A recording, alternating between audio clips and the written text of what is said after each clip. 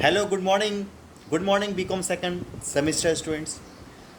Today is your ECBC exam. तो last minute suggestion देना चाहता हूँ आपको कि जैसे आपको पता है पहला पेपर आप लोगों का ईसी है, ई कॉमर्स का टाइमिंग है आप लोगों का 2 से लेकर 3 तक, एमसीक्यू बेस्ड है। तो मैं इसके रिगार्डिंग मैं पहले बात करूँ तो आपको पता है बात कि ईसी आपके लिए एमसीक्यू बेस्ड है, और मैंने कल एक मैराथन लेके आया था जिसमें हम लोगों ने पास्ट पेपर्स को कवर किया था। तो आप वो मैराथन जरूर से एक बार देख लेना, क्योंकि पास्ट पेपर से कुछ तो पेपर आपका बनता है, बट हाँ सिर्फ पास्ट पेपर्स के ऊपर रिलाई करके नहीं जाना, ठीक है। आपको एक्स्ट्रा भी थोड़ा बहुत पढ़ लेना है। इसके अलावा मैं बताऊँ, यदि आप एग्ज़ाम में बैठे हो इसी में, तो चीट मारने के चक्कर में मत पड़ना भाई, क्योंकि आपके पास एक ही घंटा है।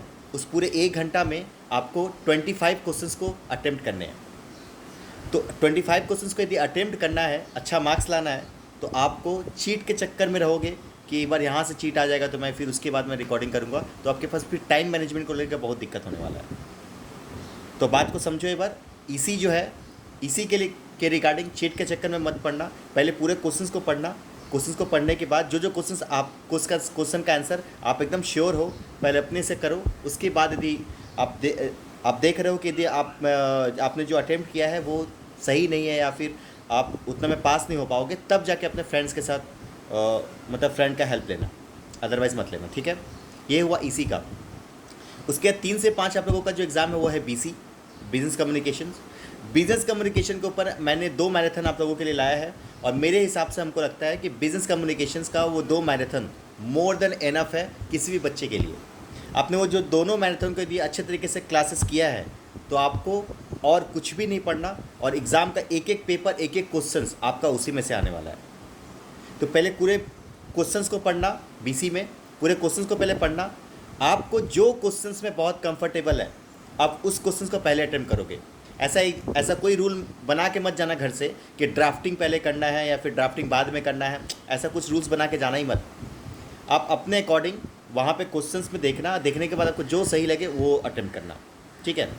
बस एक चीज़ ध्यान रखना, जब भी आप बीसी का आंसर लिखते हो तो ये आप अपने ओन वर्ड में लिख सकते हैं। बच्चे का ये क्वेश्चन था कि सर क्या अपने ओन वर्ड में लिख सकते हैं? आंसर इज यस, लिख सकते हैं। ये लॉ थोड़ी है, आप लिख सकते हो। बट एक चीज़ ध्यान रखना, ये बीएसटी का पेपर नहीं है। बीएसटी के पेपर में हम लोग क्या करते थे कि एक्सप्लेनेशन हम लोग बड़ा बड़ा लिखते थे, हम लोग उसको और एलोबरेट करने का कोशिश करते थे। बीसी में कंसाइज बनाना, मतलब बड़ा बड़ा ड्राफ्टिंग 2 पेज का 3 पेज का आप लेटर लिख रहे हो, नोटिस लिख रहे हो, ऐसा नहीं होना चाहिए।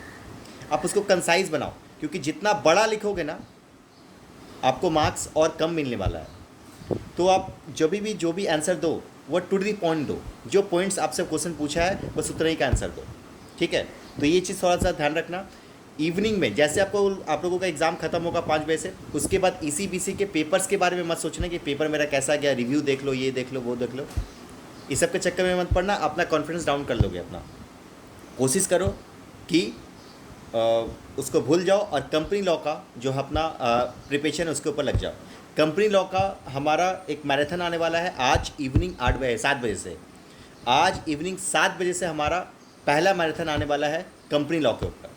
कंपनी लॉ आपको पता है, कंपनी लॉ सबसे अच्छा सब्जेक्ट है एक स्टूडेंट्स को मार्क्स उठाने के लिए। तो हम यहाँ पे आज का जो मैराथन हम जो लेंगे उसमें पूरे सिलेबस को पहले कवर करेंगे। पूरे सिलेबस को 2 से ढाई घंटे का सेशन होगा, उसमें पूरा का पूरा सिलेबस कवर हो जाएगा। और कल इसके रिगार्डिंग पास्ट पेपर्स और एमसीक्यूज़, कुछ इंपॉर्टेंट एमसीक्यूज़ हम लोग कल इसके बारे में डिस्कस करेंगे। परसों आप लोगों का एग्ज़ाम है, ठीक है। तो ये पूरा का पूरा हुआ आप लोगों का ECBC और कंपनी लॉ से के रिगार्डिंग। इसके बाद हम लोग कॉस्ट का जो है सीरीज़ लेके आएंगे, हम लोग ये सब चीज़ तो लेके आएंगे, हम लोग फर्दर हम लोग डिस्कस करते रहेंगे। अभी के लिए आई होप आपको ये समझ में आएगा होगा कि ECBC का पेपर को कैसे टैकल करना है, ठीक है। तो bye, happy Rakshabandhan to all of you. मिलते हैं फिर इवनिंग में। Thank you.